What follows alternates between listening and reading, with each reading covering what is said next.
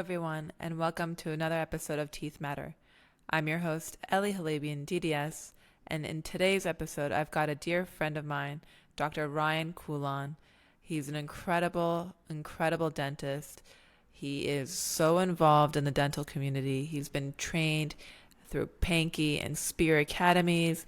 He's involved in multiple study clubs across the country.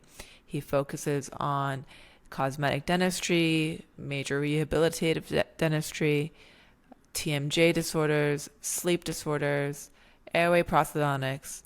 He is a very interesting man who's always looking to learn. I can't wait to find out where his passion comes from and how he found his vision in dentistry.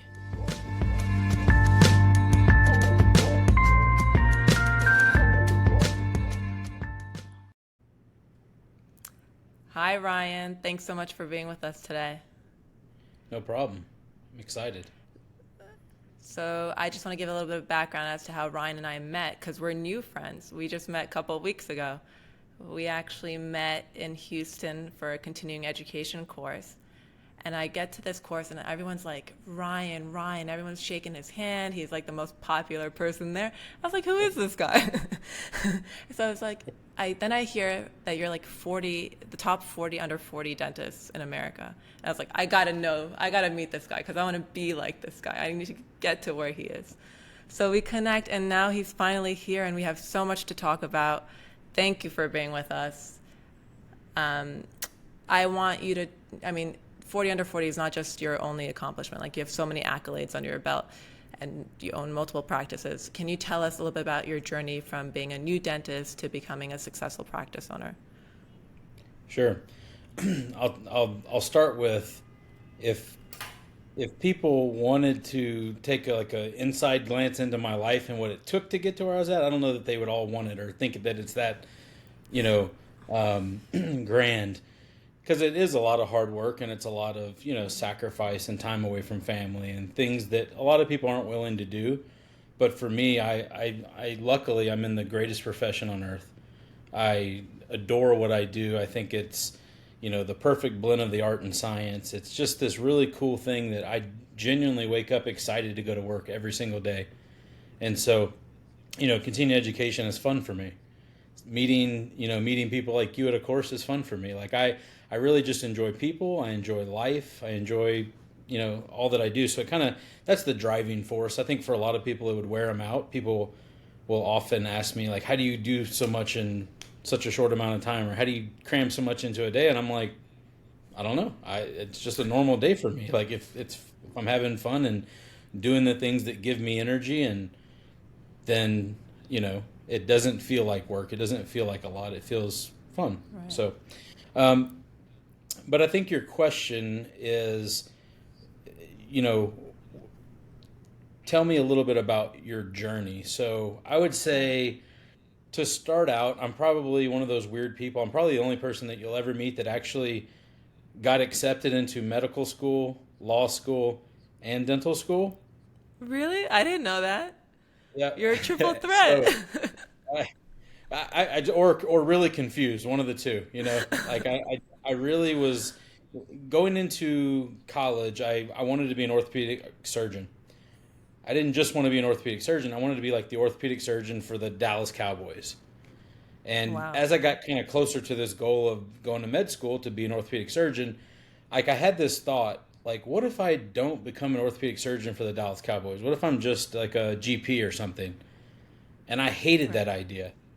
And so it made me slow down and think a little bit and just kind of get clear, like, okay, is this what I really want? This is going to be a big sacrifice, a lot of time invested into this. I better make sure I really want to do this. So I was on that path, and my dad asked me, he said, why don't you go shadow a dentist? And I'm like, a dentist? I'm not being a dentist. And so, but I did. I went and shadowed a dentist, and it was amazing. The dentists that I talked to along the way loved what they did. They loved their hours. You could tell they genuinely cared about their patients. They weren't like, ripped up by insurance companies for the most part. They were, this is a while ago. I'm a little bit older than you, but I know that's starting to shift some. but they really weren't bogged down in insurance and notes and all the things that when I talked to them, to the doctors, the medical doctors, they were just, they hated what they did. Right. They questioned whether they would do it again, and it kind of steered me away from medicine. And I'm glad today. But how I ended up getting accepted into law school was, so I switched my application. So I'd gotten into medical school, and I was like, okay, if I can get into med school, I'm a lock to get into dental school, because I had this thought about dental school that it wasn't as high or lofty as medical school at that time. And come to find out, I made my application and I got waitlisted to dental Okay. school. And I was like, oh, okay. And I was kind of like, you know what, forget that. Maybe I don't want to do that. So I decided on a whim to take the LSAT, scored really, really well, applied to Loyola Law School in New Orleans because that's where I was living at the time, and got into Loyola Law School right away.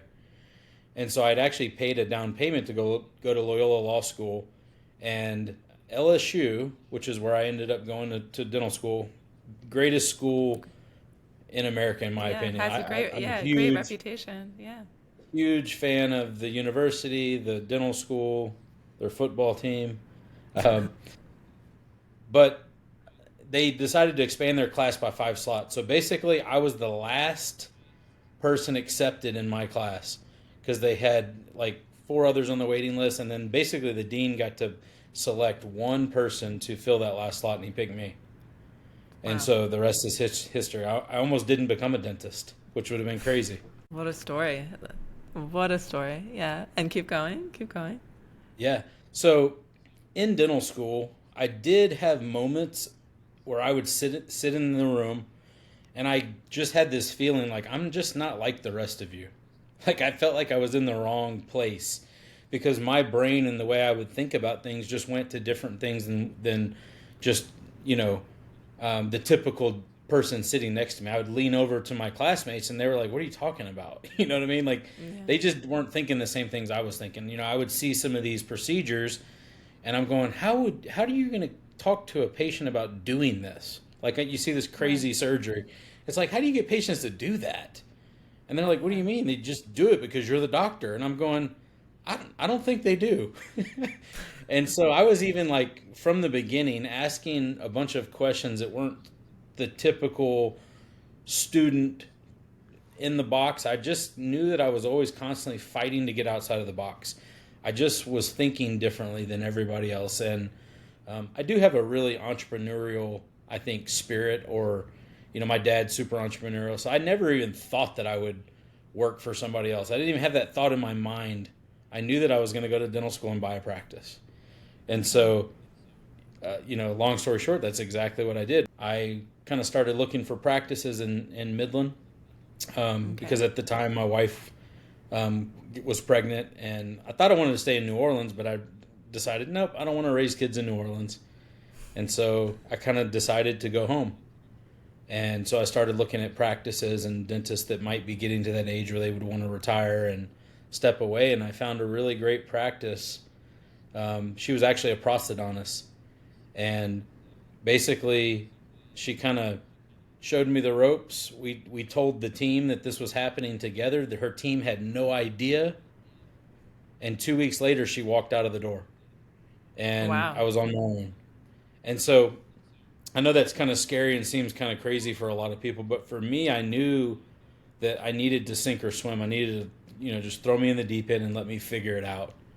Because that's Right. really the only way that I learn. I have to get my hands on it. I have to get thrown in the deep end to really um, figure out what it's all about and start to solve problems and take things on one at a time. So So she never informed you that she was leaving. She kind of brought you in, kind of set you up.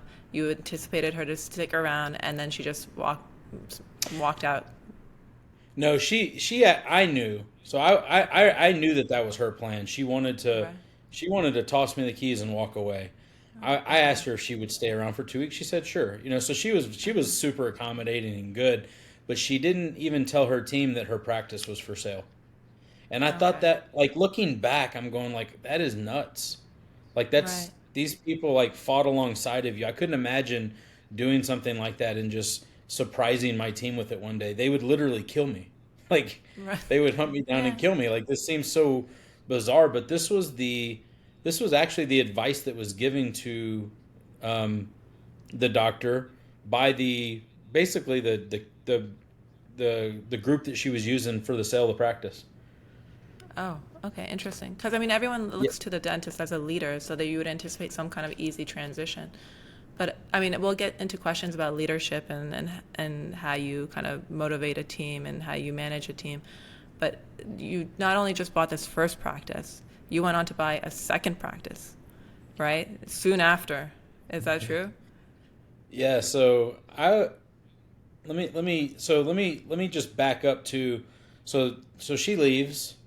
Yeah. I don't really have any clue what I'm doing other than I know that I'm going to figure it out and I'm, you know, a decent enough dentist. I feel like my hand skills were always good and I was like I can do the dentistry. I just got to figure out the business and running a practice and having a team and it actually went reasonably well. Like we actually increased production in the first year compared to the older dentist. Now, she was sort of slowing down a little bit, right? Right. But by all standards or metrics, it was like a success. Like everything was going really, really well. But I'll tell you, I was probably 1 year into practice and I had doubts again. I really started to question whether or not I did the right thing because obviously I had lots of choices, to start with, whether it was going to be med school, law school. And I really started to just be a little bit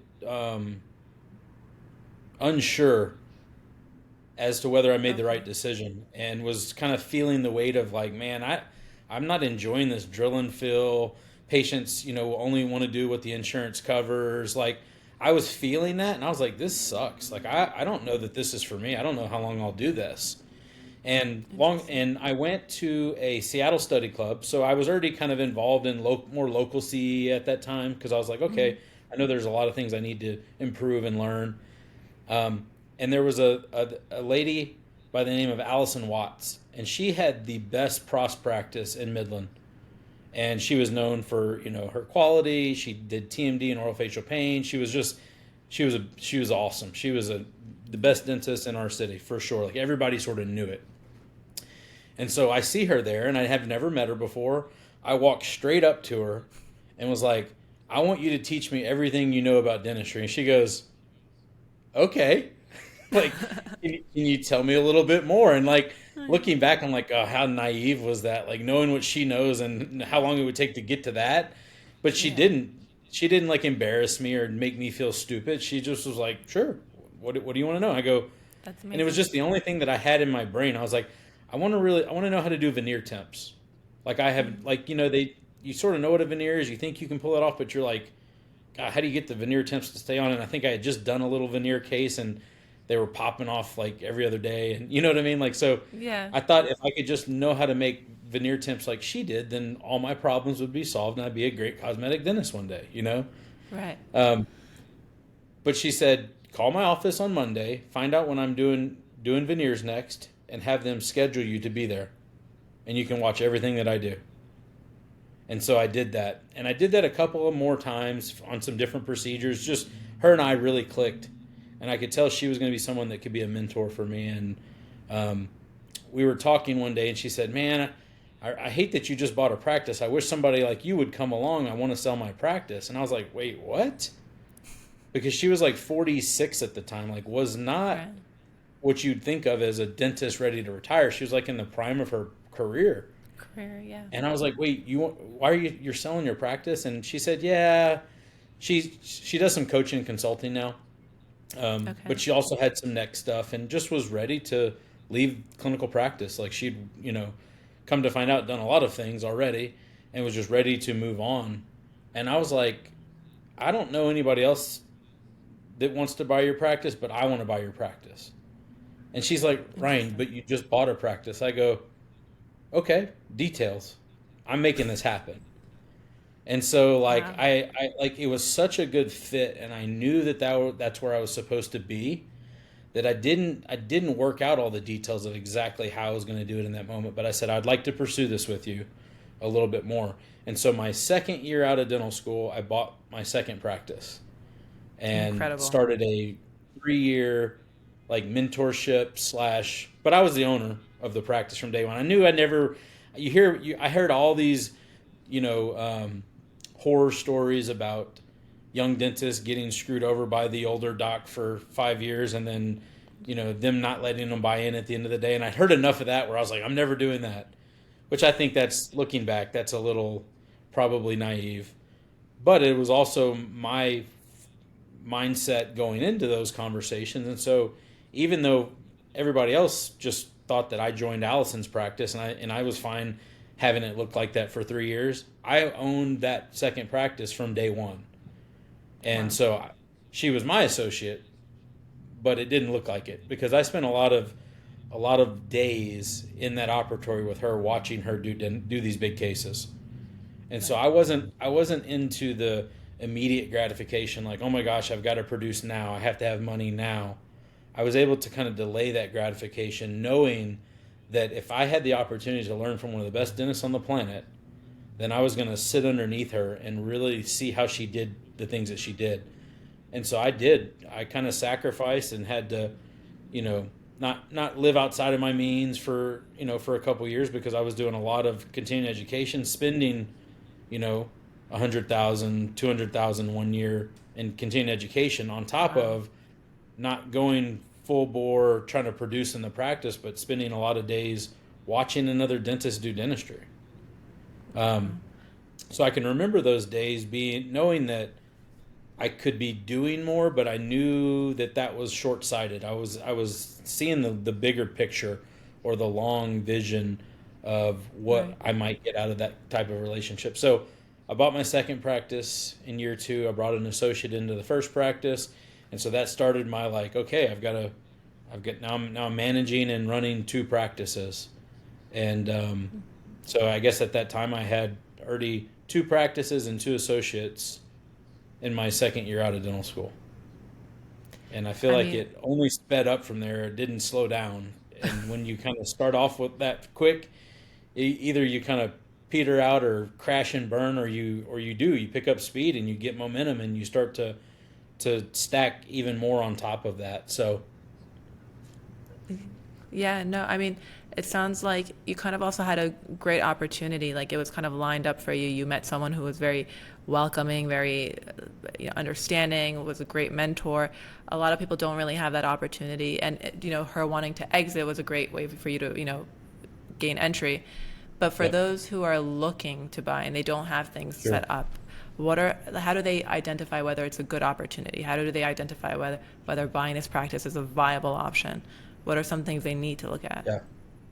The only thing I'll clean up as to what you just said is that sometimes that lines up and it gets lined up. I don't believe in luck.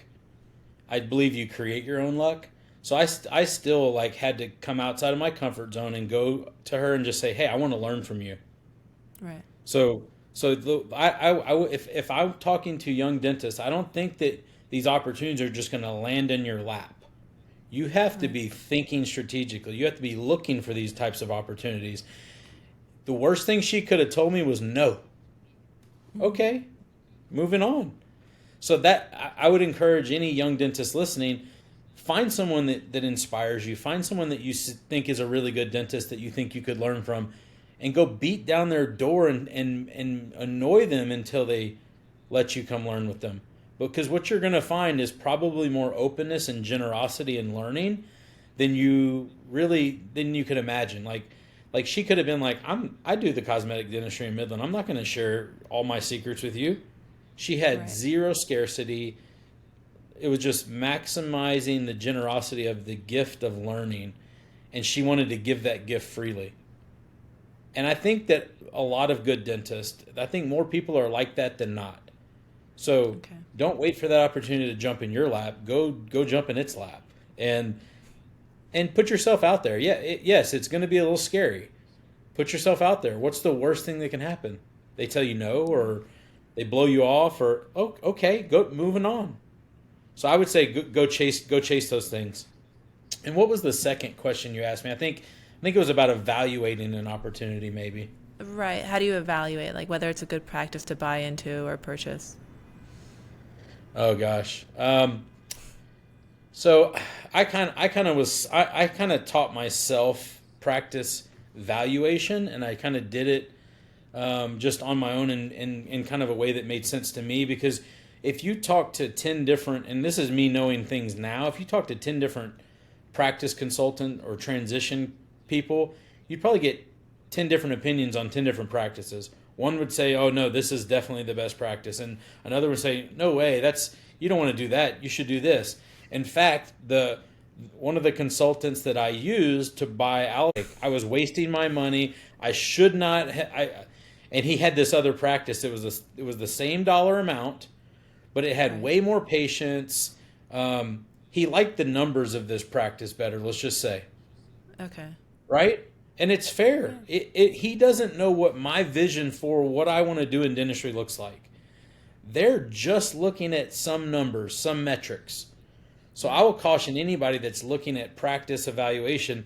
Now, if it's all things considered equal, you like them like them all equally, then I would say, yeah, let's dive into the metrics and try to really figure out like how much dentistry is left to do in the practice. Like, what are the new patient numbers looking like? Like, there's lots of really good numbers and analytics to comb through, and that is helpful. I'm not saying ignore that, but what I'll say, my recommendation would be to like elevate the fit of the practice for you above the metrics of the practice. You can always work out a deal. Like, I mean, dental practices sell for what they sell for. You're not gonna rip someone off, and you're not gonna ever get a total steal. It can happen rarely, but everybody knows what practices are worth. If you're going to eventually look at tax returns, and you're going to know what this practice is taking home, and there's going to be some percentage of that you're going to negotiate to sell a practice for. It's as easy as that. We don't need to overcomplicate it, but what I do think we should spend more time diving into is, what does the values fit? What are you diving into? It just so happened that the way I internally believed about patients and how I was miserable in that drill and fill practice with patients asking me about insurance, this other practice kind of helped me see what's possible, that it wasn't about what insurance would pay. In fact, insurance sucks. Like, insurance is not your friend. They're not trying to help you. They're literally in the way of you and your patient getting the most optimum outcome possible. And if you could partner with your patients and create trust, it doesn't matter what insurance says. Allison taught me this in the beginning. I see it all the time. I saw it today. It was crazy. Even when they're talking about money, I tell young dentists all the time, it's never about the money. It's not about the money. People pay for what they want. Mm-hmm. The craziest story I can think of to highlight that is, when in that first year of practice, I remember there was a family. They had like a 13-year-old kid. He needed a ton of, he just had decay everywhere. And I'm like, if he doesn't do something, he's going to be in trouble in terms of keeping his teeth the rest of his life. Like, he was just in a bad spot. And I gave him the treatment plan, and it was just a cleanup treatment plan. It wasn't anything crazy, but they were just like, it's just too much. We can't do it. And I felt bad, and I'm like, do I give this away? Like, I feel for this kid. Like, I had all those thoughts that we all have sometimes. But the neatest thing happened. Like, a week later, I think they decided to think on it, and they were just like, I just think it's too much. I don't think we're going to do it. And I'm like, well, what are you going to do? This kid's got a mouthful of cavities. Like, you got to do something. Right. I went to Best Buy, and I saw this family in Best Buy, and I kid you not, they had a cart loaded with everything you can find in Best Buy. And in that moment, I was like, it's not about the money. I didn't have judgment about what they're choosing to spend their money on. I didn't think like, what bad parents. What I took from that was, I didn't do a good enough job of helping them see why it was good, like why it was beneficial to them. If I help them see what's possible and present that in a way that's we're going to help you get to this place, people pay for what they want. So it's a need versus want thing. Like, I had to get outside of this needs-based thinking and really dive into, what does each individual person coming into my office want from me, from this relationship, from their dentist, from the person that's going to be helping them try to keep their teeth the rest of their life. And it kind of unlocked the doors for me. I can remember as a young dentist, I wouldn't even be getting to the other side of the mouth, and I'm talking about possibly doing a crown, and they're like, "Well, my insurance cover that, and how much is that going to be?" And they're just, it's this weird dynamic. And now I could be talking about doing a full mouth rehab, and I'm in appointment 2 of the new patient experience, which is like hour 3 of us talking about what dentistry we're going to do, and we're all the way at the end, and they're super excited to do it, and I have to bring it up. I have to stop them and say, I know we're getting really excited about this, but do you know what something like this might cost? I have to ask the question. And Interesting. that's really, really cool to be able to. And they go, oh, yeah, I guess I do need to know, but I'm doing it. And I'm like, I'm not saying you're not doing it, but these are my daily conversations now. But I had to shift some wiring and some beliefs in my own brain first, and then start to implement a new patient experience that actually help that patient go on a journey and help them figure out what's happening in their mouth and get clear about what they want for their health. And when you're a part of something like that, that's cool. That's when you get to the point where you just treat your friends. You're treating people that you enjoy being with, that enjoy you, that are grateful, they pay with gratitude. They're not, it's a really fun place and fun way to do dentistry and practice. So there's a billion things I can say about that, but I'm gonna hold off and see if we can kind of get further down the road that where you want to go, Ellie. No, I was going to ask you if you can elaborate on the new patient experience because clearly, like, when it comes to teaching people about treatment, you have to be able to read the patient. You have to be able to connect with the patient. And that's a missing component in a lot of our relationships. Like a lot of dentists, like you said, struggle with that. So tell me, what's the new patient experience? How do you turn on that switch? Yeah, so I'm also one of the other hats that I wear. So besides being a practice owner and doing the thing, I'm the CEO of Inspero, which is a coaching and consulting group that does a lot of continuing education inside of dentistry. But it's on the non-clinical side of things. So it's Okay. communication. We have an emotional intelligence course, which I would recommend to anybody as a starting place for like, how do I get more comfortable with myself and being with another human? Because if you can't do that, it doesn't matter what your new patient experience is. You have to become something different as a person. You have to, I know lots of young dentists at this point, and one of the things I see is this like huge imposter syndrome. You get out of dental school and you've got all this debt, and they're calling you a doctor now, but you've realized I don't know shit. I really don't, and yet I'm supposed to pretend like I do. So you get this psychological thing that's really like it's imposter syndrome. And so you have to put on a front of this really professional, put together human who doesn't make mistakes, which that's all young dentists do is make mistakes, right? Right. But it kind of psychologically screws you up a little bit. And so one of the things that I think is really important is to do some work on yourself right when you get out of dental school. Like try to fight your way through the box that they've put you in because they've because of your training, because of the programs that you were involved with. There's a reason that they want you to keep patients safe and check every box and dehumanize things a little bit. I understand why in education it has to be that way a little bit. But I can tell you it's not going to serve you long term. You've got to come back to bringing humanity back to what you do. You're doing dentistry with people and on people. If you were doing it on typodonts, it wouldn't matter. But when you're Right. doing it on people, you have to bring humanity back. And you have to almost bring humanity back to yourself first, and kindness back to yourself first, and self love back to yourself. Because how hard are dentists on themselves? Oh, Why really? is our profession riddled with depression, burnout, anxiety? Like, because we're hard on ourselves. We have to be at the top of the class. We have to make no mistakes.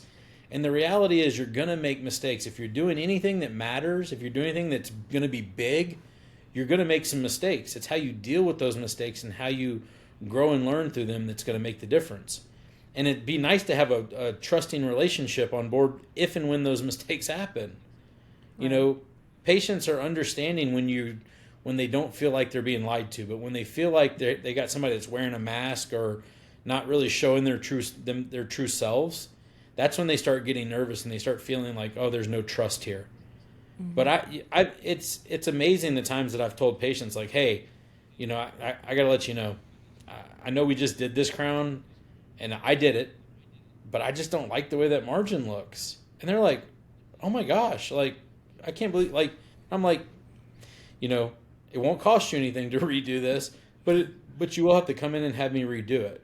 And they're like, thank you so much. That really means, like, patients are never mad at me when I don't execute something perfectly. What I think they appreciate is honesty, and I think they appreciate that I'm always going to give them the truth, and I'm going to give them as close to what they're asking me to help them do, and not trying to sell them a bunch of stuff. So I think I got off track again there. That's fine. Put me back on the rails, Ellie. So, no, I mean, patients appreciate honesty from the dentist, and the dentist obviously has a huge role in kind of leading them towards their treatment and their journey. But it's also a function of the group, right? They have dental assistants, you have a hygienist, you have your front desk. It's a community of people that make that experience amazing. Exactly. Exactly. So you have now 2 practices, right? You have all of these people within the practice. What's your approach to hiring people to make sure that you create that kind of experience? Yeah, before I go to that, so hold on to that last piece. So the new patient experience is actually another workshop that Inspero does. So it's a really specific methodology for how to bring new patients into the practice. So it starts with mindset, beliefs, kind of what you need to become to be this type of dentist. It's based on co-discovery, which is a concept that was created by Bob Barkley back in the 70s, believe it or not. He was a phenomenal dentist that we actually lost way too soon. He died in a plane crash. But he was like a rock star in his time in dentistry. And he was actually one of the pioneers of preventative dentistry as well. But he practiced in a little town in Macomb, Illinois, and he trained with LD Pankey down at the Pankey Institute. And he went back to Macomb, Illinois, and he was all excited to do this great dentistry he learned how to do. And this little farm community looked at him like he had 3 heads. And in that moment, he realized, if I'm ever going to do the dentistry that I'm capable of doing and really help people, I've got to think about education differently. We can't think about patient education like they taught it to us in dental school, because that is not education and it does not work. Tell, show, do is the worst way to learn anything. What we try to teach teams, so we don't just say, hey, dentists, come take this course. It's like you said, it's worthless. Dentistry is a team sport. You've got to bring your what we call HRC, health relationship coordinator. You got to bring your assistant, your hygienist, because you got to bring your administrators. Everybody has a role to play in the new patient experience. It starts potentially with your website and what does your website look like, and they're going to pick up the phone and how is that interaction. So if you're not building trust every step along the way, every person that they, if they go to the dental chair to get their, maybe their molds or their x-rays, and the person's not listening to them and looks like they've had a terrible day, and their whole, it can erode all the trust that was created in that initial conversation. So it is a team approach. So I think that to actually have a new patient experience in your office, you got to think about it, but maybe also get some help. Find somebody who's got a really good new patient experience, or find a course like we do, and really see if it's a fit. There's going to be some things that aren't a perfect fit for your practice, right? I'm not trying to create a bunch of practices like mine. I think there's principles inside of it that shouldn't be violated. There's simple things like when you greet a patient, even if you meet them in the operatory, which is not my favorite space, that's the danger space. That's scary. There's sharp objects. Like, think about it from a psychological perspective. Like, we want to build trust. Typically, we lean the patient back. We ask them to open their mouth so that we can look in one of the most intimate spaces in their whole entire body, invade that space with sharp instruments and goofy glasses that we stare down and shine the light in their face. And we put a mammal on their back, which belly up is the most vulnerable position for any mammal. So we do everything exactly wrong in terms of creating trust.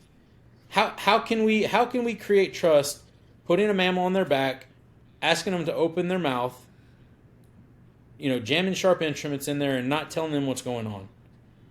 It's silly when you think about it that way. And it doesn't work. It's not effective. You're going to get your older patients that do whatever the doctor tells them to do. Guess what, guys? They're getting older. Most patients aren't in that space where if anything, there's distrust with doctors right now. Think about COVID. Think about what happened with some of our governing bodies inside of medicine. There's a lot of distrust in the community and as a whole across the country. We need to do some things differently, or we're going to be in trouble long term. So you have to have some starting place for what are the principles that help build trust.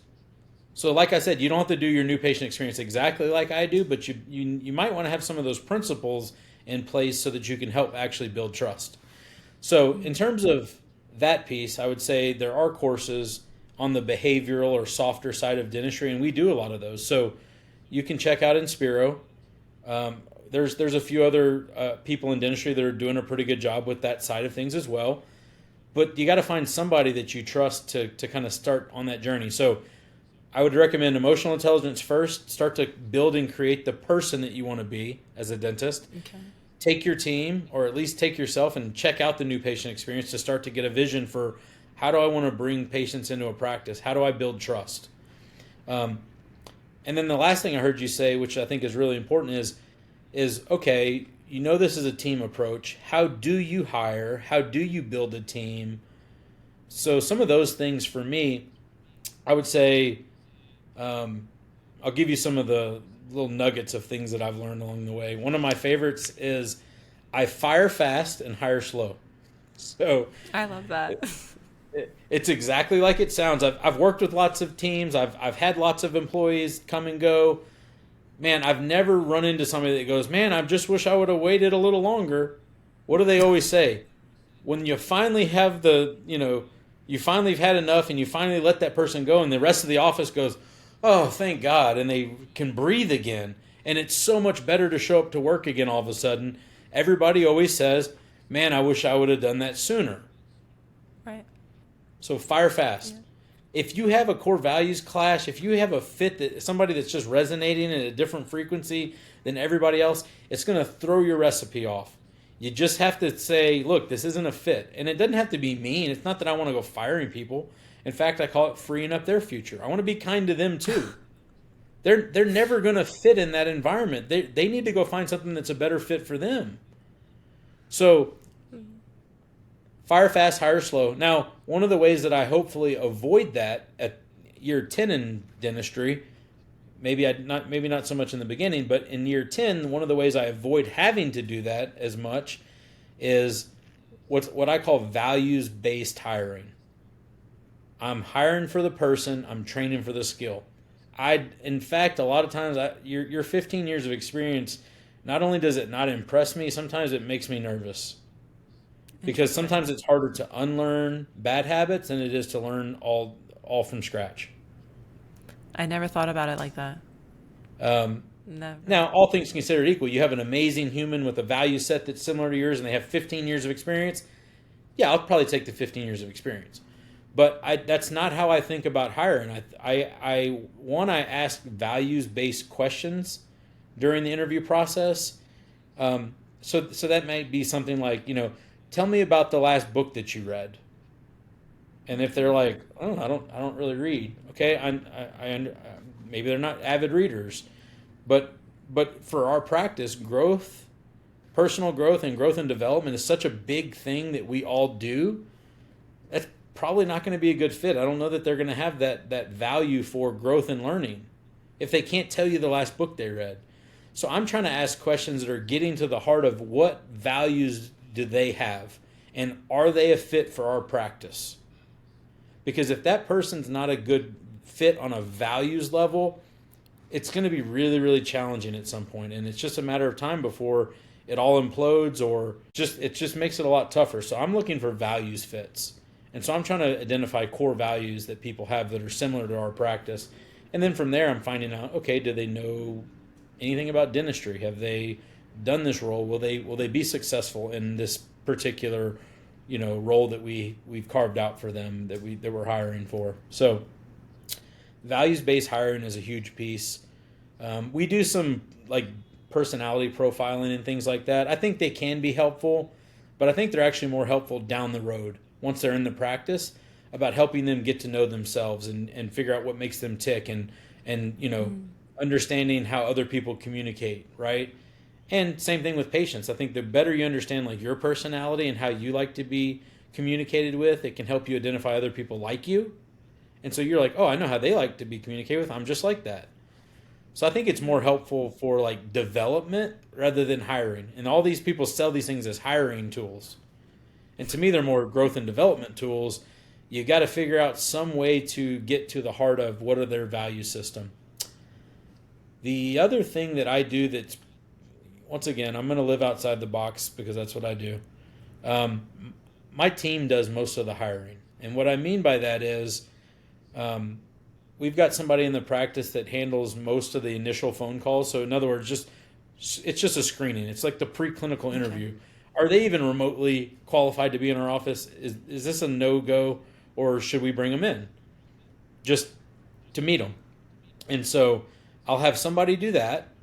Then we'll bring them into the office, have them meet a few people, just get to see how they interact one-on-one, just a quick visit.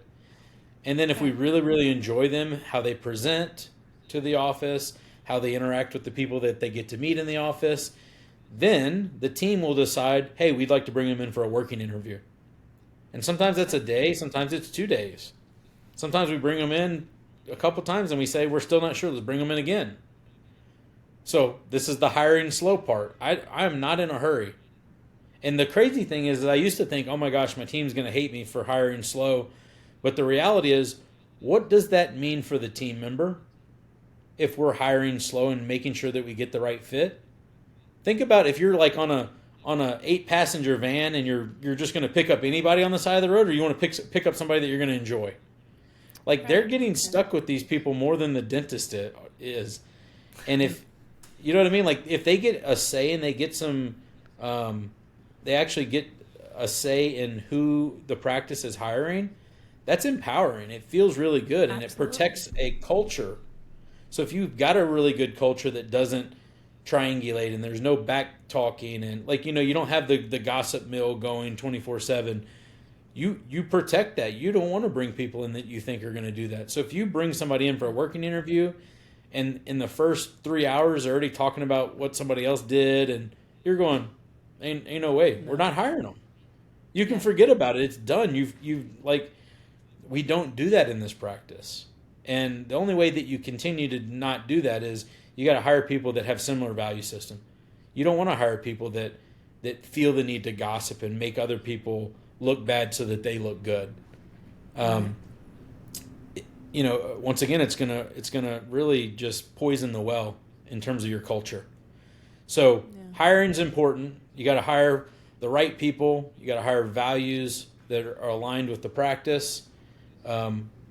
We just happen to do more of a team approach to that process to make sure that the team approves first. And if the team says, hey, this person's great, I think we should hire them, then they sit with me. So think about like how filtered these candidates are at that point. I'm just checking off and making sure that my team did a good job and didn't miss anything, or that my gut doesn't tell me something different. And then, I've had times where I've hired people that I had a little still gut check on and the team really liked them and it's worked out great. And I've had times where I've done that and it didn't work out great. And so there's still no exact science to this. You're going to be trusting your gut. You're going to have some sort of a process. And look, people lie. It's a honeymoon thing. People are trying to look good, but I give points to people who've gone on our website and read our mission and are trying to get a feel for who we are. To me, that's somebody I want to hire. So it's okay if they're reciting things off my website or doing research into who we are. To me, that's a go-getter. That's somebody that I want to hire. Absolutely. So I don't take away points for that. I give points for that. I'm trying to think if there's anything else in that category. I think I mentioned the no triangulation. What that means, it's basically gossiping. We really just we don't have that in our office because it's not allowed. So if you're new, you may have the tendency, maybe you're struggling with another team member, right? And you legitimately are venting or just wanting some advice.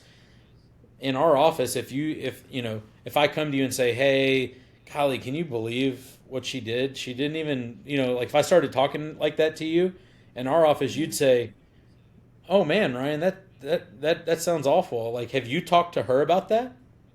You would just turn me directly away. Turn around, yeah. And I go, and it would trigger me to go, I need to go talk to her. Thank you so much for helping me. The only other thing that you might do is you might say, do you feel ready to have that conversation, or would you like some coaching? So I'm fine with my team coaching each other on how to go have that conversation with their team member. But we're not going to have two people participating in gossip or triangulation, because it's gonna poison the well. And once that happens, it becomes an unsafe place to work. And so what I hope my team feels with the team-based hiring, values-based hiring, the no triangulation, is that they feel safe. It's a place that I can speak my truth. It's a place that I can be myself and not worry that people are going to be talking about me, behind my back. So I think that's crucial to creating a good collaborative, high trust team culture that can then go take your patients and help them build trust. If there's a low trust environment, how do you throw patients into the middle of this low trust environment where everybody talks behind each other's backs and somehow project this high trust team? It doesn't happen. It can't. It'll fall apart. Yeah. No. I'm in. Sorry. I was gonna say humans are hardwired. That we have bullshit detectors that are scanning the environment for incongruence. That's gonna pick up right away. They're not gonna know exactly what's going on, but they're gonna walk in the room and know, ooh, somebody's not happy with somebody, and that immediately puts their senses on high alert for danger. But when they walk in and they go, these people genuinely care about each other. This is an amazing place. You start to release all the other high trust hormones like oxytocin, and you sense this as a place where you can own your truth and you can take responsibility for your health, as opposed to saying, I just have bad teeth. I've always had bad teeth. You know what I mean? Like, no. Right. People aren't going to take responsibility and be accountable for their role in things if it doesn't feel safe, if they feel like they're going to get slammed and asked the question I hate the most in all of dentistry is do you floss? It's just the most offensive, shame and guilt producing question we could possibly ask people. And people get really upset with me when I say that. They're like, well, how do you find out what... I go, well, I would ask them, can you tell me what you currently do to take care of your mouth? Yeah. Like, what do you do at home between visits? I see you every 6 months. What are you doing on a regular basis to take care of your teeth? Now it's an open-ended question. There's no judgment attached to it. Do you floss? Exactly. Like, they're going to say yes, and we know it's a lie because statistically... I saw this statistic. 7% of our patients floss. 7%. 7. Yeah. Why are we spending so much time asking, do you floss, and showing people how to floss if they're not going to do it? And for the record, I'm not opposed to flossing. I think flossing is really good. There are some things that it can't do below the gums, and we know that based on lots of good studies. But think about it. I want effective care for my patients. I want these things to actually work. And if most of my patients aren't flossing, I'm certainly not going to start the conversation out with, do you floss? That just produces shame and guilt. They feel wrong and bad, and that's not a space to create and make, the best decisions for what you want for the future of your health. Right. It kind of puts you in a shame cycle. And you're absolutely right. Like, you want a judgment-free environment. That really comes down to the way you interact with the patients. And like you said, if there's love between or care between your team members or your employees, then the patient will feel like they too are going to receive that same tenderness and care and respect. So it allows them to open up and trust you and continue to come for their visits and make their appointments, just as natural as that. It's a very simple thing to do, care, right? But it seems like it's very difficult for a lot of offices to manage or handle, because like I work in an office right now and there's a lot of pointing fingers, and now we're taking on, we're hiring new. So now everything that you just said, I'm going to practice. I'm going to practice what you preach. Hopefully we can change the culture, because that's my goal. I'm trying really hard. I walked into something and I'm trying really hard to change the environment and the thought process there. So let me ask you a question. I get this a lot, and I think it's important. People don't understand culture. What is culture? First of all, how would you define culture? I think cultures are a set of values and behaviors. So values plus behaviors. Right. So I agree 100%. To me, I think a culture is what you actually do. Why do you do it? Okay. From what you believe, what your values are, and then what you do is the actual behavior, the action is attached to it. You live your values. So it's what shows up.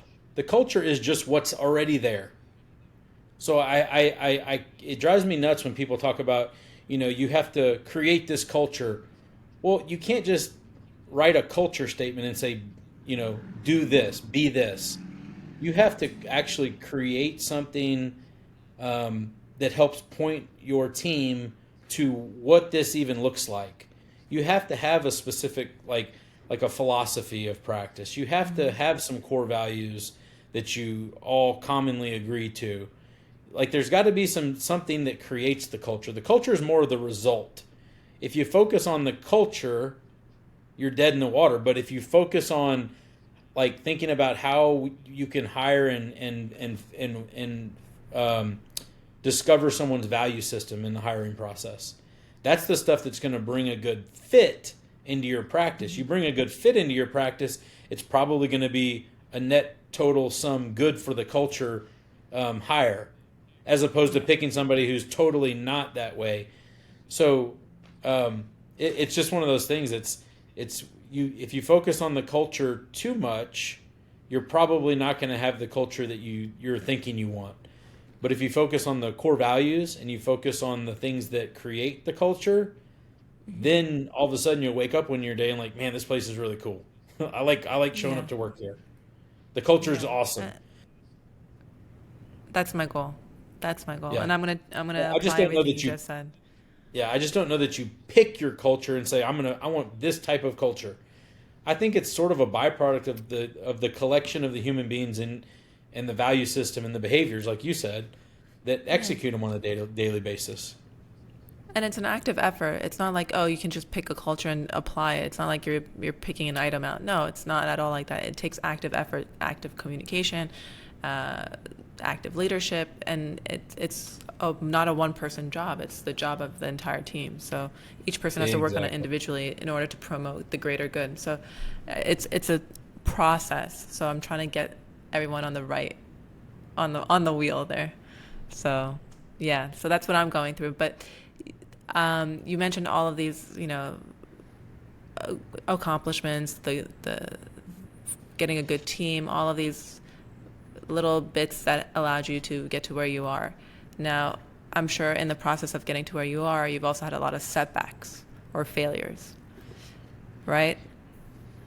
Can you tell me how you maybe overcame or some lessons from these setbacks? Yeah, man. You got to get really good at failing fast.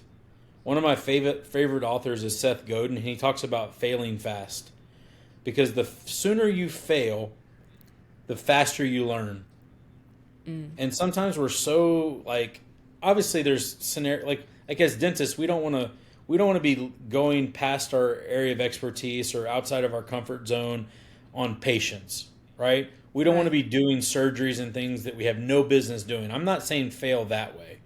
I'm saying when you're doing things that matter, you have to you're not going to get it exactly right the first time. And you have to get really, really good at failure, because you're not going to try to fail, but it's going to happen.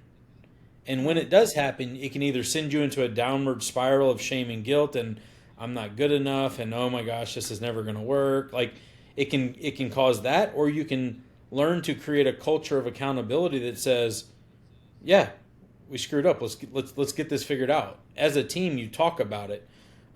We do something in our office called a blameless autopsy. So if we have a situation that comes up, say a patient's upset, we say, okay, we'd like to debrief this in a team meeting and do a blameless autopsy. What that means is there's not going to be judgment. There's not going to be, you should have said this, you should have done that. It's a blameless autopsy that looks at, what did we do, what actually happened in this situation, what agreements did we not follow, like how did this patient get dropped, how did we forget to get this appointment scheduled, or like we look at generally what happened in a blameless, completely free of judgment setting, so that we can all learn from it. And when you can do that, and you create a culture where you don't just like degrade people when they make mistakes, there's a difference between not being prepared. You can always be prepared. That'll never be acceptable for me, for you to do something and make a mistake because you weren't prepared. But if you're prepared and you make a full speed mistake, that's just a mistake. We're gonna say no big deal. Yeah, let's okay. You handed me the glycerin instead of the bond. That's a problem. We're gonna have to start over the bonding steps. It's all good. Let's talk about this later. Let's talk about the bonding steps again, because we need to really get this right, and this matters. Right. But I'm not gonna make them feel bad in front of a patient, or they feel bad enough. And so I think blameless autopsies are a really good way to start to kind of sort through some of those things. In terms of like mistakes, I mean, I feel like I've made just about every mistake under the sun. One of the biggest ones for me personally is, I'm a visionary. So I'm always living 5 to 10 years into the future, and I'm go. I got a high capacity, like because of my story, because of kind of where I come from, like I love what I do, and I'm just like, boom, gone. The problem is, occasionally I'll look around and I'm all by myself. Not literally, but figuratively, like I'm way out here, nobody's with me, and everybody else is tired. And so I think one of the biggest lessons I've learned is that, and it's an African proverb that just rocks my soul every time I see it. And thankfully I have people on my team that can help me bring me that back to that. And the proverb says, if you want to go fast, go alone. If you want to go far, go together. I love that. And so for me as a leader, I have to constantly be circling back and making sure that I'm not losing contact with the rest of the group.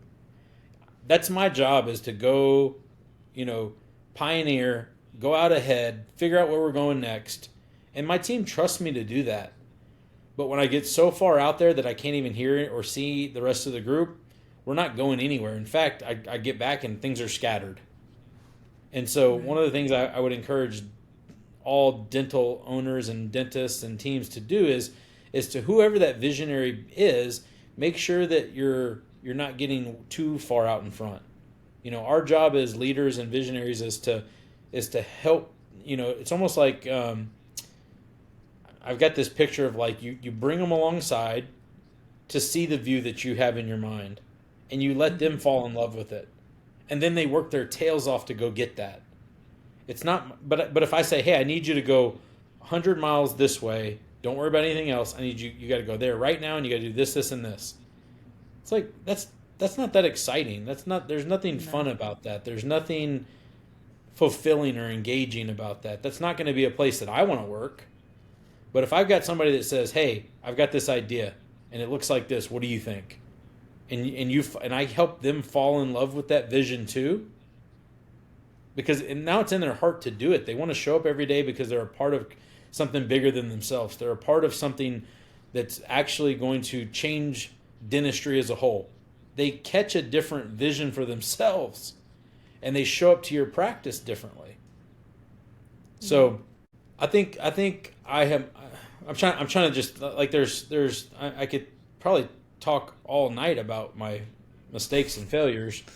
I think another big one that's I'm trying to pick out some really really important lessons that I learned that I think I would want other people to really latch onto earlier than I did. I think another one that I figured out along the way was I remember there was a time about 6 years ago that I was probably doing continuing education 3 weekends out of the month, just really chasing it hard. And I was really starting to feel like I had a grasp and was holding a lot of things and was starting to understand it and felt like I was becoming a good dentist. And then I went to this course, and I still remember it was this. They had these two functional medicine doctors, and they were talking about nutrition, and the Krebs cycle, and I mean, it just went right over my head. And I'm going, "You've got to be kidding me!" And I knew it was important stuff, so I couldn't just disregard it as I don't need to know that. It was like, no, this is really important stuff. And I'm like, it just freaked me out because I was at a point where I was really, really tired. I'd been chasing it so hard, trying to become something, that I kind of lost the joy of the journey. And one of my good friends, Gary DeWood, was at this meeting, and I went up to him. I said, "Gary, you got to help me. I'm struggling." And he's like, "What's going on, Ryan?" "I'm glad to help." And I said, I need to sit down with you, and I need you to map out exactly what I need to do, because I got to get this. Basically, I wanted him to make this efficient path for me to get to the end of this so that I could be finished. Mm. And I think a lot of newer dentists feel the same way about dental school. You finish dental school and you're tired and you cross the finish line and you're like, "Oh, I made it." And then you realize, "Oh shit, that's not even the end of the race. That's just the beginning of the race." Yeah. And now you got to start learning all over again. And so you start running a little bit and you're like, "I can do this. This is what I do." But I was at a point where I was like chasing this thing so hard. And so I said, "Gary, you've got to help me set up a path so that I can get there faster." And he's like, he looked at me and he said, "Ryan, where's there?" And I was like, "Dang it." And I knew he had me already, but I kind of continued thinking. I said, "Mastery. I want to be a master at what I do. I want to achieve mastery in my profession." He said, "Well, what does mastery look like?" And I'm like, "Okay." I read a lot, so I remember reading a Malcolm Gladwell book, and he said that if you do anything for 10,000 hours, you can master it. And I said, "Well, it looks like probably 10,000 hours."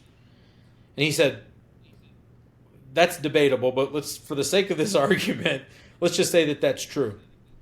The problem with dentistry is that sometimes you'll get into something, maybe it's airway, or just pick some category of dentistry. You get 9,999 hours into it, and something completely changes, and you have to start over. Digital dentistry comes in. Right. Like, think about all the things that shift and change everything in dentistry. He said, "But Ryan, that's what makes it so fun." And I didn't like that answer at the time. It didn't help me. I was still super depressed. It took me almost 8 months to let those words sink in, but finally it sunk in. And I was like, "Oh my gosh, I finally understand what he was saying." And so I called him on the phone and said, "Gary, I got to tell you, I was pissed when we talked. Like, what you told me was not helpful."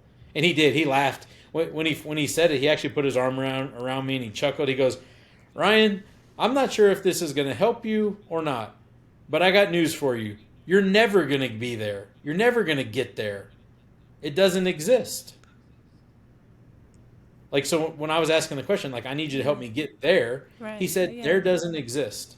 And it did. It ticked me off, and I didn't like that answer because I was struggling as a young dentist that was, financially stressed and traveling and away from family. And but 8 months later, I finally realized what he meant. And ever since then, I look at learning differently.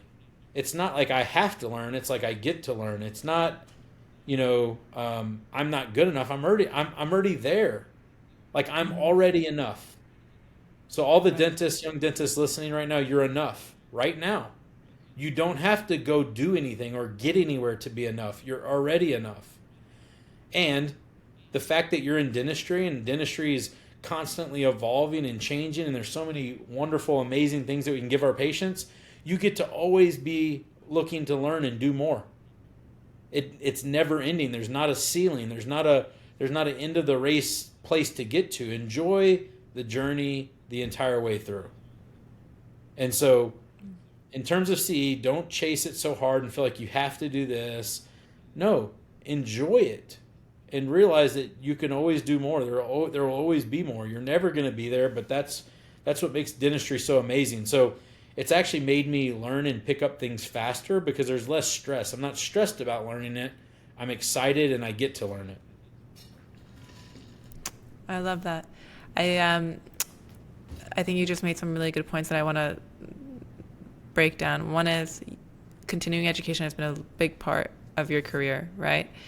Are there any courses that you would recommend for dentists to take so that they can become more successful or to improve their technique or become better leaders? Sure. I think in today's day and age, with the way dental education is currently being taught, I think that for me, one of the big four continuums. So in my mind, I like Pankey, Spear, Coyce, and Dawson. So all four of those, and I've done 2 out of the 4, and I'm really familiar with the others.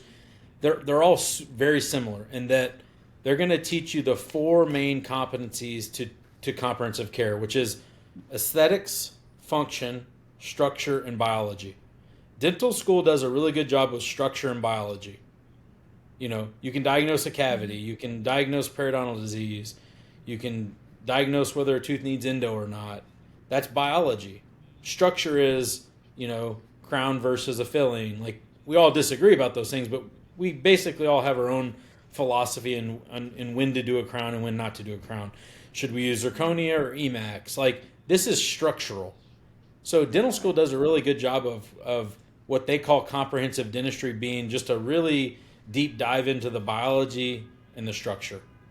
But the aesthetics or the facially generated treatment planning is where I think most young dentists need to spend more time, because this is the foundation for every single person that walks in your office. If you can't get an appreciation and know where the teeth need to be in their face, you could potentially be starting a string of treatment that's going to fail, or worse, it's going to make things even worse from a joint perspective. And then so after like a facially generated or a global diagnosis is another term that's thrown out there a lot. It's all the same thing. Where do the teeth need to be in the face? So the aesthetics piece. And then the function piece is joint and muscles. I think you have to respect the foundation. It's the foundation of all of this. If you violate the envelope of function, you can do the most beautiful bonded veneers that Felipe ever taught you to do. But if you put them in a constricted envelope of function and they develop severe TMD, well, it's not really good for the patient. They're going to grind their way out of them and break them and bust them, and it's going to be pretty for a year. So I think those are the 4 major competencies to do any comprehensive dental treatment. That's the only 4. And all 4 of those places, Pankey, Spear, Coyce, and Dawson, do a really, really good job of helping young dentists systematically go through and become better at facially generated treatment planning, occlusion, and ultimately kind of like put it all together, I think, from a treatment planning perspective. Mm-hmm. The 5th competency that I'll argue for, I think, is kind of a new thing. It's not that new now, but some of the continuums are including it, and that would be airway. So obviously airway plays a huge role in a lot of these things now, so maybe there's an airway competency, but really historically that has not been a part of all of these continuums. It's just new. But almost all 4 have adopted some version of airway as well, maybe with the exception of Coyce. He looks at it a little differently. But I think one of those 4 continuums is a really good starting place, because you're going to get a comprehensive, streamlined approach to becoming a better dentist. And they're going to start from the beginning with, facially generated smile design. And they're going to take you all the way through function, joint considerations, how to fabricate appliances, how to find the right the plate, where you're going to restore the patient to. They're going to give you a good look at all the clinical tools that you need to be a really good dentist. One of the things I do quite frequently, if I have a patient that's moving to a different city and I don't really know a specific dentist in that city, I'll pull out one of my Pankey or Spear books and see, I'll recommend a Pankey or Spear dentist.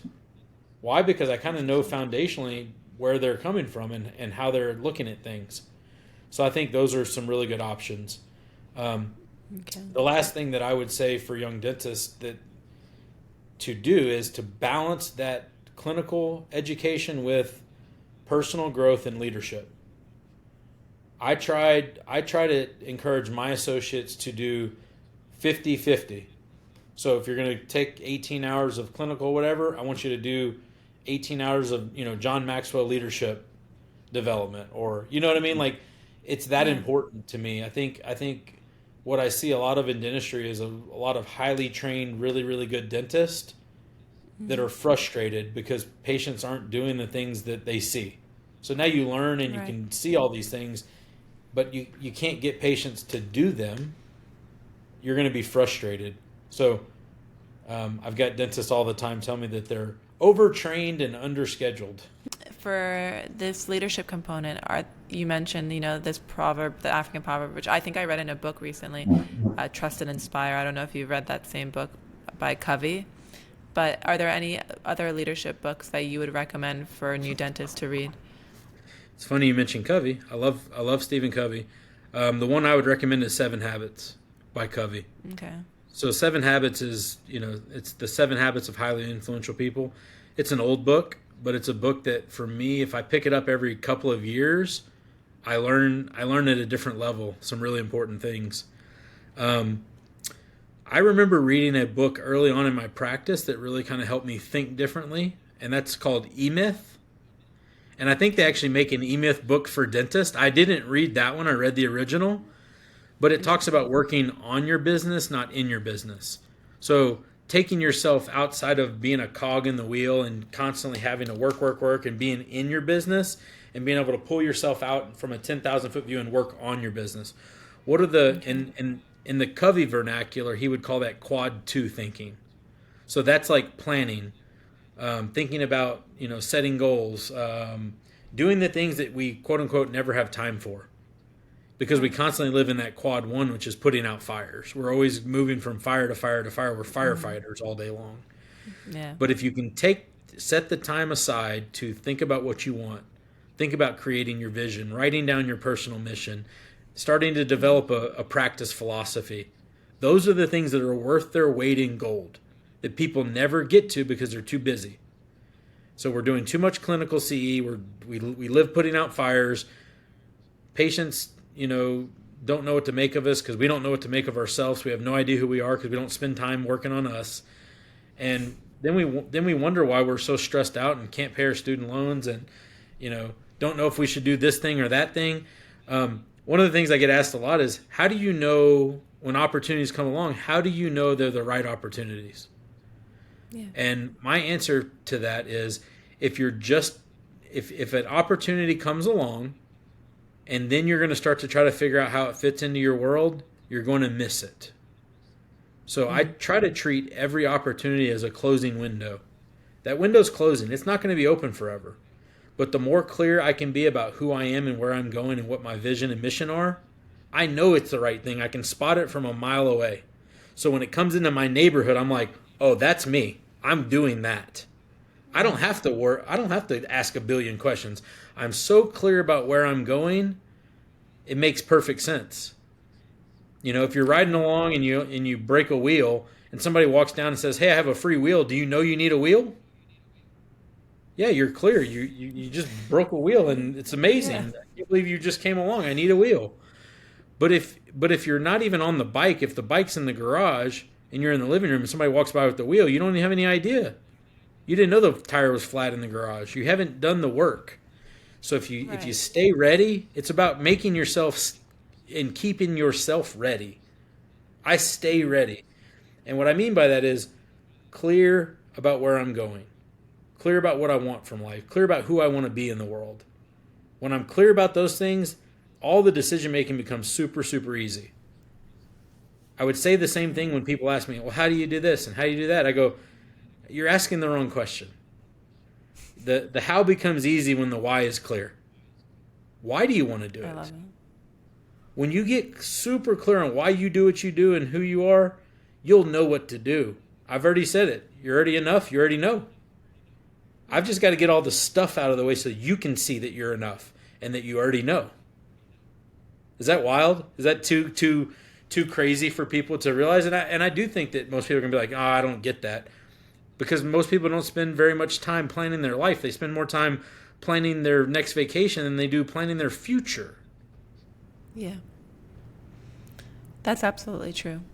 I've only recently started to have this mentality shift and started to realize, like, I need to plan or work on myself, what the greater picture is, and try to learn what is the life that I want to live, what kind of person do I want to be, and how can I achieve those things. So I don't know, I've been reading books like the 5 a.m. Club and like getting myself together, basically. Mm-hmm. And it's all about like looking forward, and I feel like I've kind of like switched the light bulb on, and now I feel like everyone else is on a different level. Like they don't see what life is the way I see what life could be.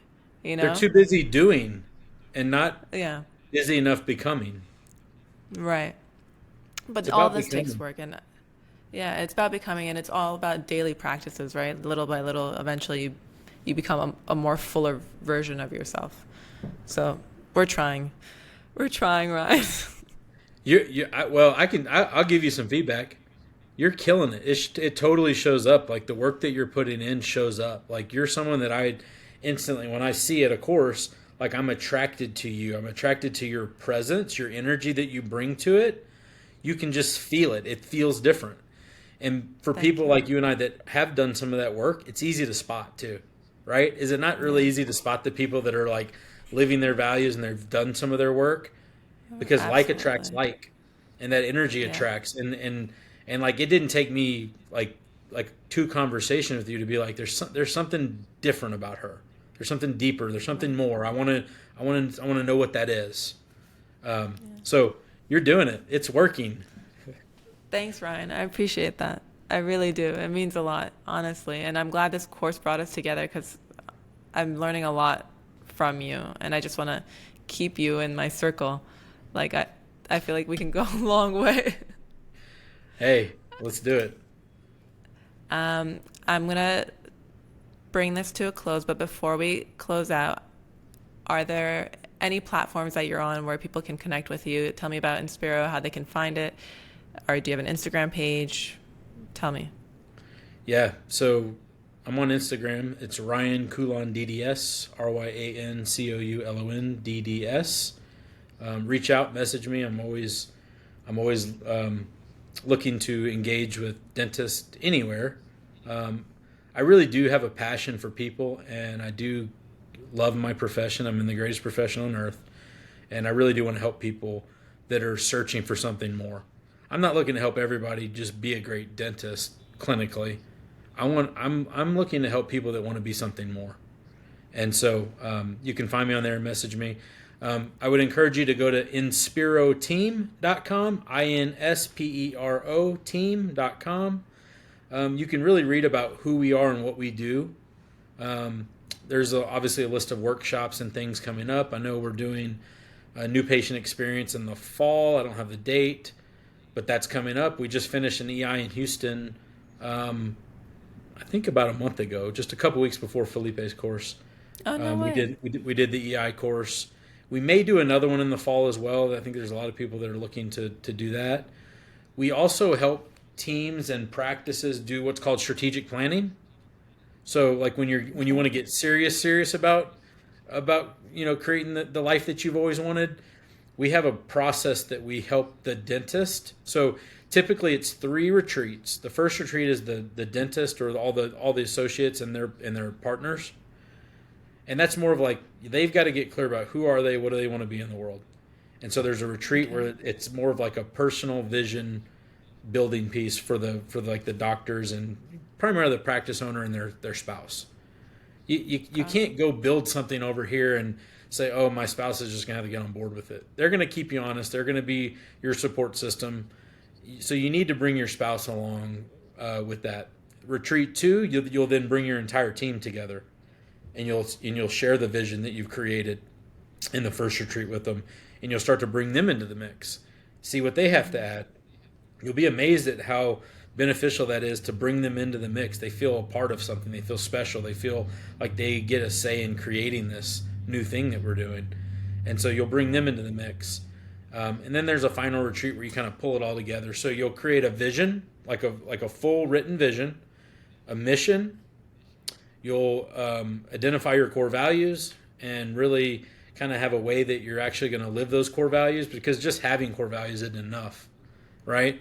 You know, I think the best example is Enron. You remember the company that defrauded the American public for like billions of dollars? One of their listed core values on their website at that time was integrity. So it's not enough to list it on your website. You have to live it. And so we'll help you figure out how you're going to live those values and how you're going to, like hold accountability to that. Like, how are you going to track that? But it's also systems and structures inside of your office and helping you be able to actually, if you create a 5-year vision, our goal is to help you get to a 5-year vision in 3 years. So it's actually the walking out of how to actually put that into place. So it's actually creating the strategic plan, starting in the future. This is where we're going, and then actually filling in all the gaps and working your way to current, so that you have a centralized place where you're actually checking things off the list. Like, oh, we want to do this, done, and you move to the next thing, and you bring your team along for this, so you have like a centralized document that helps you actually get where you want to go.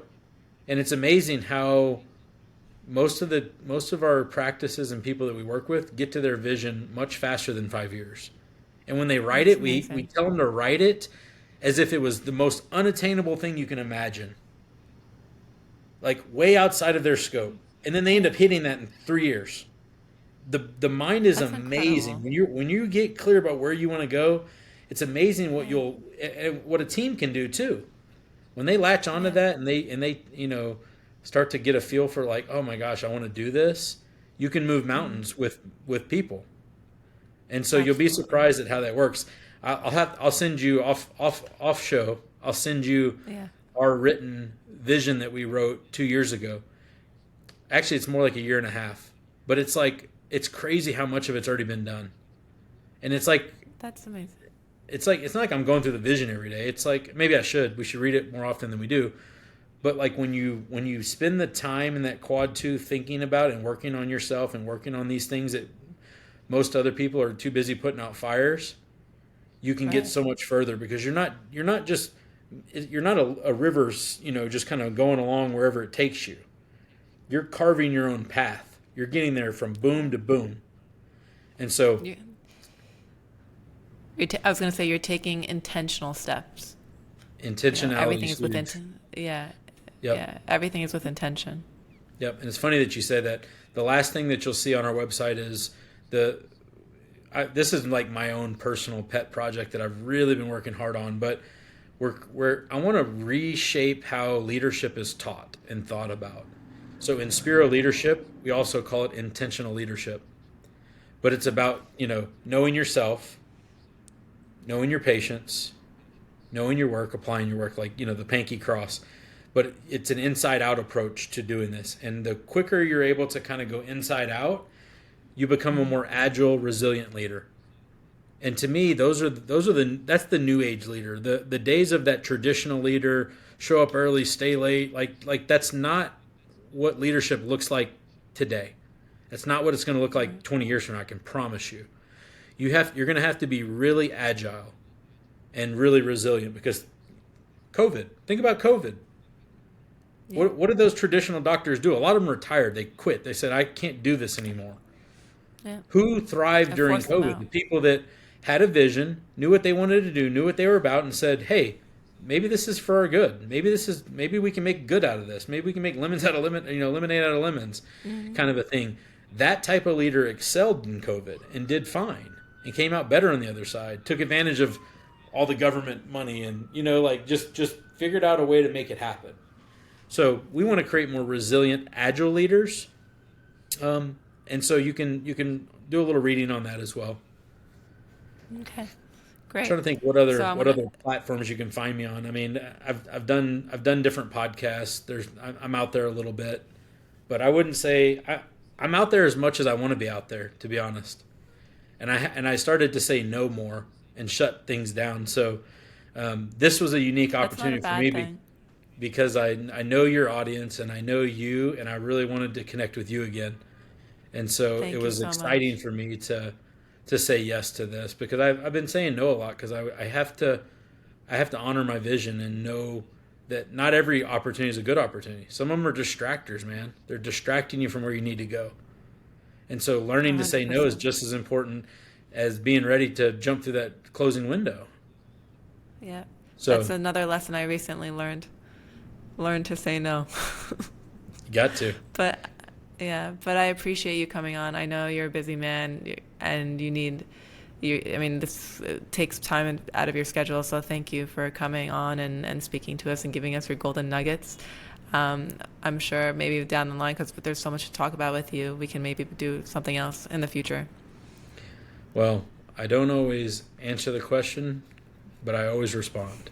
So I'm happy to come on and answer more questions. I don't know if I did or said what you were hoping I would say, but for me, it's, they're the things that for me, I wish somebody would have helped me understand earlier on. So the sooner you can learn some of these harder lessons, the sooner you can go to greatness and not have to stub your toe as much. And I don't want people to stub their toes. I want them to become all that God's created them to be as quickly as possible and realize how amazing they already are. So thank you for having me. And that's yeah, of course. And that's the whole point of this podcast, to give people the opportunity to learn faster. Because a lot of us are isolated. We work in silo. We don't have a mentor, and we see a lot of things on Instagram that show us amazing dentists or money-making dentists, and we're like, oh, I'm not there yet because I'm a new dentist, and like I'm behind. And so this is the whole point of this conversation, is just to help each other out. Comparison is the thief of joy. Yes, another great quote. You know who you should compare yourself to? This is the only person I compare myself to. The version that I was yesterday. Every day I want to be a little bit better than I was yesterday. So if you want to play the comparison game, play it with who you were yesterday and try to be a little bit better than you were yesterday. And like you said, stack those habits, do those things one day after another after another. You do that long enough, you'll look back in 10 years and you'll be like, holy cow. People overestimate what they can do in a year. They think they can do more than they can, and they always underestimate what they can do in a decade. Yeah. So focus on creating a vision, figuring out what your core values are, what you want to bring to the world, and start to get a little bit better each and every day. And 5 years from now, your life's going to look completely different than it looks today, in a good way. So intentionally leading yourself is massive. And you're on your way. I can't wait to see what you do too. So don't be a stranger. Thank you. I won't be. Ryan, thanks so much.